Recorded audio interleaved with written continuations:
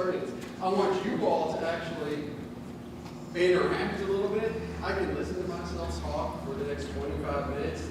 Y'all are going to like it about as much as I do. So I really would like for you all to interact. So I do need you to get your Bibles out, but it'll be about 10 minutes before we get the Bibles. So we're going to talk about traits of a good neighbor, what it means to be a good neighbor. So first and foremost, here's where we interact for a second. Warning, I'm going to call it. There we go. What is a neighbor? Somebody who lives next to you. Somebody lives next to you. Okay, first of all, just be respectful of one another. I don't need y'all to raise your hands. You're good. So somebody physically that lives next to you. What else? Mr. Rogers. Oh, that's who I actually thought of second, believe it or not. Mr. Rogers! Alright, there we go. I don't know. So, what else? What is a neighbor? A person that lives in the vicinity of. Okay, somebody that lives in the vicinity of your house. Alright, we're good. What else? Who else is a neighbor? Anyone who's not your family. What was that? I would say. Sitting there dodging my chapsticks. All right. Who does like a good neighbor? State Farm. My insurance agent. I went to my insurance agent. Hey, I'm doing a class on being a good neighbor. And State Farm. Hey, free chapstick. All right. So as Dustin said, people who are not necessarily in your family. Okay. Who else? Everyone about you know skin color. Okay. Religion, skin color, things of that nature, things in common. Everybody! There we go. Oh, look at that. Deflected. All right. So, it's the people that are around you. If you take a look around you right now, the people around you here and now today are your neighbors. It's the people who are within your sphere of influence. Now, that can be people you know, people you don't know. It can actually be your family as we get older. And yes, believe it or not, us old people in this room were at one point young. And you get a chance to influence your family. Because you're going to hear a concept in life, and some of you may have already heard this. Way leads to way. What that means is your experiences here now today are going to shape your future, whether you like it or not. Your experiences today shape who you will become tomorrow, 5 years from now, 10 years from now. That's what makes my experiences in life, my lens, different than yours. Because I've had different experiences in life that led me to where I'm at today. And take a look at things like a job. You're going to ask me, when I was growing up, I wanted to be a lot of things. Firefighter, EMT, smoke jumper. I wanted to do all the fun stuff. Did that for a little while. Did the firefighting thing, the EMT thing for a while. Came to college, and my life's completely different. The job I have today, if you would have asked me 20, 25 years ago, yes, I'm getting old. If I was going to be doing this, I'd have laughed and said, not a chance. Not even in my hemisphere, not something I would even remotely be interested in doing. But my experiences in life led me to the point where when they said, hey, can you do this? Well, sure, I'll give it a try. What is my job? I don't know, I still try to figure it out every day. I'm responsible for everything. I serve the areas of what's called facilities. So the folks that are in that team take care of all the buildings operations, like Molly's dad is a big part of that team. And takes care of all the, we're a city in the city. We've got over 7 million square foot under roof. We have our own pipe infrastructure, gas infrastructure, water infrastructure. We have everything. And we take care of that. All the way to public safety. So if the police, fire, if it blows up, goes wrong, turns sideways, falls apart, gets shot at, it's me. That all comes to an area that I'm responsible for serving on a daily basis. So if you're asking me if I was going to do all of that when I was your age, like, no, I just want to be a firefighter. Now I'm responsible for 17,000 people, about 7.3, 7.2 and change million square foot under roof, about 1,000 acres of property. It's a lot. But it's fun. It's challenging. It's exciting. I had no clue I'd be doing this. And most adults that you'll talk to probably would admit that they don't know what they're going to be doing 5, 10, 15 years from now. There's very few people who go into a career and stay in that career forever and ever. Amen. Most of us change and evolve. But that happens because of our experiences, and that happens with you as a human being today. You are here today, some under force and derision, some because you want to be. And I guess it depends on your age and your mindset here. But the things you talk about and do today are shaping who you will become. Now, some of you, that's like a blank slate because you're always going, it's completely blank right now. Some of you all are like, hey, I'm going to take this lesson, I'm going to take it and do something with it. And some of you are like, man, I'm like 30 million light years past the lesson he's talking about today. And my mind's already churning, and I'm thinking about how to be better and do better. Fantastic. Any way you go, the choice is yours. Way leads to way. Okay, so the question is, or what my goal for you is, sorry, I got to go through my notes while I get my battle rhythm down here. My goal for you is to learn how to be a better leader, and what that actually means, and what you can do with that. So I want you to know more about what goes on around you, and I want you to have a better ownership of place and where you are at today. And by ownership of place, I mean your place in humanity. So when we're talking about who a neighbor is, my thoughts are not just the person, not just the immediacy of somebody living next door, but it's someone that you can count. Being a neighbor is someone you can count on at a time of need, and your neighbor is someone when they can count on you in their time of need. Someone who watches out for you and vice versa, and someone who genuinely cares about you. I need for us to get a little bit of common ground here. How many of you all love to feel awkward, scared, and lonely? Okay. How many of us feel awkward, scared, and lonely from time to time? Okay. And if folks are really being truly introspective in the self, even adults admit that. They should admit that from time to time. A lot of them don't, but they should admit that from time to time. None of us wants to be scared. None of us wants to be lonely. And none of us wants to feel awkward. Sitting this close together is awkward. Sorry. Squirrel. So none of us wants to feel that way. But we all do feel that way from time to time. And the other thing we want is we all want to feel loved. We all want to feel safe. And we all want to feel important. Can we agree on that? Okay. You actually get to choose how you make other people feel around you. You get to choose whether somebody around you is going to feel scared, lonely, or awkward. And you can make them feel that way. Or you get to choose where somebody around you is going to feel loved, whether someone around you is going to feel important, and when someone around you is going to feel safe.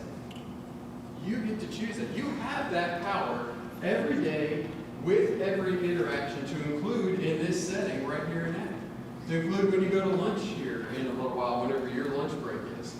You get to choose to interact with folks and make them feel one of those ways or all of those ways. Knowing that you yourself don't like to feel scared, awkward, or lonely. Why in the world would you want to make somebody else feel that way? But we do that, don't we? So when we talk about Christian qualities of being a good neighbor, this is where I need you to open your Bibles for me. Y'all ready? Because I'm going to call on you if you don't volunteer. Who wants to read? Okay, who does not want to read? Okay, let's go with the who wants to read. You want to read? All right, if you're anything like me, please give me a hot second to find it. If you call me, ask me where Matthew is in the book of the Bible, I'm in the class, and you catch me off guard, I'm like, it's in there somewhere. I get it. We're going to get there. All right. So, what's your name, boss? Orange shirt? Sawyer. I'm going to forget that, but I'm going to try. All right, Sawyer. You're going to try to forget it. Depends. You may influence me to want to forget it. Or not. Oh, I like that. Sawyer, turn to Romans 12, 16 through 18. And just hold it for a minute. Who else wants to read? All right. Can I get you to read John 13, 34? Who else over here wants to read? Pop hand up. Molly, can I get you to 1 Thessalonians 5, 11? We're going to start there, and I need to figure out how much time I've got left. Holy guacamole. I tell you what, this is going fast. All right. So, Sawyer. Sawyer. I'm so sorry. What did I give you? All right, Romans 12, 16 through 18. We're going to talk about the qualities and the traits of a good neighbor. Start me off. Be of the same mind toward one another. Do not set your mind on high things, but associate with the humble. Do not be wise in your own opinion. Repay no one evil for evil. Have regard for your good things in the sight of all men. If it is possible, as such as depends on you, live peacefully with all men. Thank you. Live peacefully. Live in harmony. You said a lot right there of what it means to be a good neighbor, to be a good person to somebody around you. What the overarching premise is for you to live in harmony. Live at peace with others around you. Because remember, you're not just showing others you. You're showing others God in the way you live your life and the way you interact with others. So living in harmony with others allows others to have a chance to see God working through you in their lives. Who did I give John 13:34? Anybody? A new commandment I give to you, that you love one another as I have loved you, that you also love one another. All right. You know we're commanded to love one another. I know you guys have heard this, right? We're commanded to love one another. Is that easy? What if the person stinks? Okay. Is it easy to love them? All right. I'm going to talk about my experience. Sometimes it's not so much. Some people can push every button you've got and then and get on your everlasting nerve. You know adults do that too? You know adults feel that way too? Yeah, we do. People can push your buttons, and the more you go through life, the more people you interact with, and the more your buttons may get pushed. We are commanded to love others. So even when we're having a bad day, a me moment, that opportunity where I'm having that woe is me, and I'm bringing up the world's smallest violin, and I'm playing it, even when I feel like someone is not treating me well, that's a choice how I'm going to react. It's your choice how you're going to react. Whether you're going to pay back evil for evil, or whether you're going to, I love this verse, heap burning coals upon their head, and you're gonna love them like they've never been loved before, right? But you want to do that in a good and meaningful way. Not a spiteful, vengeful, I'm going to pour love on you, so I'm actually going to love you so that I can show others God living through me. And did I get no one? 1 Thessalonians 5:11. Well. Therefore, love each other and edify one another. All right. What Molly is reading is we're going to build each other. We're going to edify each other. We're going to build each other up. You all have a choice. You all have the power to, remember, make people feel certain, or give people the opportunity to feel a certain way based off how you interact with them. This is your chance to build others up and help make them feel important. Because again, remember, don't you like to feel important, loved, needed? You get to choose to help others feel that way about themselves. Who else wants to read? Bam! Go to Proverbs 27:10. I need two more. Who else? Matthew 25:37-40. And who else? All right, Romans 15:2. When Proverbs get there, we're going to talk about serving our neighbors. Proverbs 27:10. Do not forsake your own friend or your father's friend, nor go to your brother's house in the day of your calamity. Better is a neighbor nearby than a brother far away. All right. That tells us we need to be there for others. One, if you're having a bad day or they're having a bad day, don't make their day worse. But we need to be there for one another. We need to be there to serve others. And we're going to talk just a hair more about that before we finish today. Matthew 25:37-40. Then shall the righteous answer him, saying, Lord, when saw we thee and hungered and fed thee, or thirsty, gave thee to drink? And saw we thee a stranger, and took thee in, and naked, and clothed thee? Or when saw we thee sick, or in prison, and gave thee to thee? I always appreciate those who can read the King James Version. Bless your heart, you are a good person. what we learned through that, because I tried when I was a youth, up there, we need to welcome our neighbors into our lives. Doesn't necessarily mean your house, because some of us, we might be a little introverted and we don't necessarily want to have people over at our house, our physical home, but we need to welcome them into our lives, our bodies. Welcome them in and bring them into you. And then we need to seek the good of our neighbors. Who did I give Romans 15 to? Romans 15 to? Romans 15 to. It's Romans 15. I swear it was over here. I know it's over here. Romans 15 to. Go for it. Let each of us please his neighbor for his good, leading to edification. Oh, there's another verse on there. But we need to seek the good of our neighbors. We need to seek the good out for them. Okay, how many of you have helped your neighbors out before? People around you. Actually just done something good to help somebody out. At some point in your life, at least once. Okay, there we go. I think we can all agree on that. So here's what I want us to think about as being our 5 pillars of being a good neighbor. And like with all things, sorry, I'm keeping my eye on the time because I did a really good job of running over. I did a little R&D with this research. You're in research and development. I did rip off and duplicate. So nothing is new. We're all going to agree that this right here, the Bible, is the master instruction manual for our lives, right? In everything. Nothing is new under the sun, folks. It actually says it, but it's very true. Any of the issues you're having today, conceptually, are no different than issues that were had 5,000 and 6,000 years ago. They just look a little different. Yeah, technology issues today, but they're all rooted in the same human issues. Days York. People treated each other terribly 5,000 years ago. People still treat each other terribly today. People loved each other 5,000 years ago. People still love each other today. There's the base concepts are no different. It just looks and feels a little bit different because our clothes are different today, our environment's a little different today. Technology evolves and it'll look markedly different 100 years from now than it does today.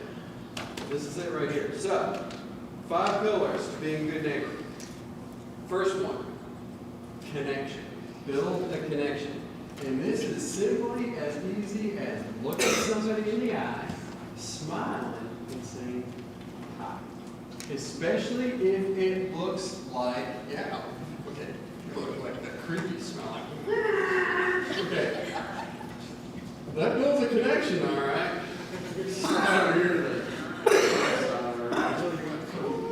You're my time. All right, so you're going to build a connection with somebody. You're going to smile, you're going to make eye contact, you're going to say hi. Because I don't guess I want you to raise your hand at this moment. Think of a time when you felt lonely. And this could be if you go to a public school and you're in the cafeteria for the first time, or when you go to college for the first time and it's a completely different state, different town, you know no one. You feel lonely, you feel awkward, and quite frankly, most people are begging for a connection. One thing about being a human being is all of us generally have these things in us, but we don't recognize that somebody sitting right next to us feels the exact same way, or feels a similar way that we do. Why don't you reach out and make them feel better? Because don't you like when people reach out and make you feel better? Or at least reach out so you have the opportunity to. So make a connection. Second thing, invitation. Invite them to do something fun. You don't have to spend a whole lot of money. You can go everything as simple as a walk just to get together, or talk just to get together and be silent next to each other. Because somebody may just need somebody to sit with them for a while. And then all the way up to, I don't know about you, but I love to eat. Anybody else like to eat here? All right, you bring food, I'm in. All right. Donuts. Oh, Donuts. donuts. Donuts. You had like 5 less donuts because they sent me to get the donuts this morning, and most of them got. No, donuts. I'm like. I can eat 6 donuts.